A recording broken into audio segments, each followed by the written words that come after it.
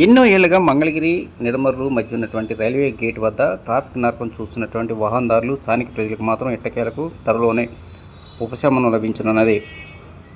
ఇక్కడ నిర్మించబోతున్నటువంటి railway over బ్రిడ్జికి సంబంధించి కీలకమైనటువంటి మొదటి అడుగు పడింది. ఈ రైల్వే ఓవర్ బ్రిడ్జి నిర్మాణానికి సంబంధించి సాయిల్ టెస్ట్ అంటే మట్టి నమూనా కార్యక్రమానికి రైల్వే శాఖ అధికారులు పనులు ప్రారంభించారు.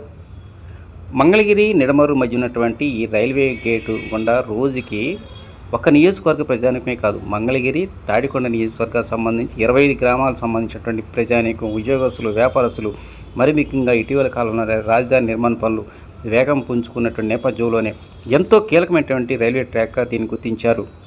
ఎప్పుడు గేటు పడుతుందో తెలియదు, ఎప్పుడు బయట గేట్ తీస్తారో తెలియదు.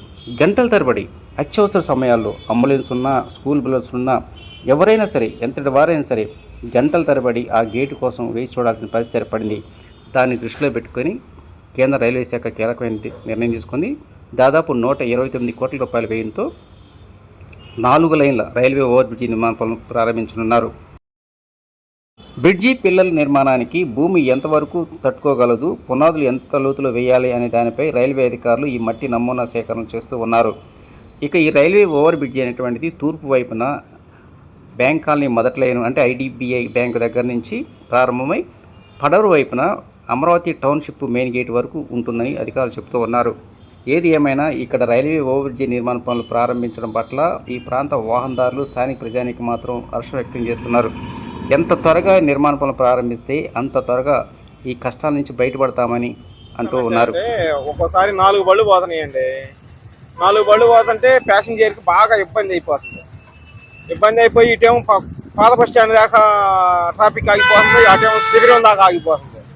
ఏడ ట్రాఫిక్ జామ్ అయిపోయి ఒకరికొకరు గుద్దుకొని బళ్ళు గుద్దుకుంటున్నారు బాగా.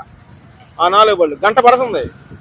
ఇది కనుక దయచేసి అయితే బ్రిడ్జి ట్రాఫిక్ తగ్గకుండా మరి కడితేనే ఈ ట్రాఫిక్ ఆగిపోయేది, తగ్గేది. ఫైవర్ అయితే తగ్గిపోతాయి. నిడమర్రు అది ఎస్ఆర్ఎం కానించి ఎస్ఆర్ఎం పైన పరిమి అటు నుంచి బాగా గంట పడుతుంది. ఒక్కోసారి గంట పడుతుంది. ఇటేమో పాత బస్ స్టాండ్ దాకా అంతని ట్రాఫిక్, ఇటేమో శిబిరం మంగళగిరి అది నిడమర్రు శిబిరం ఆడ దాకా బళ్ళు ఆగిపోతుంది. ఇదే సంతోషమే.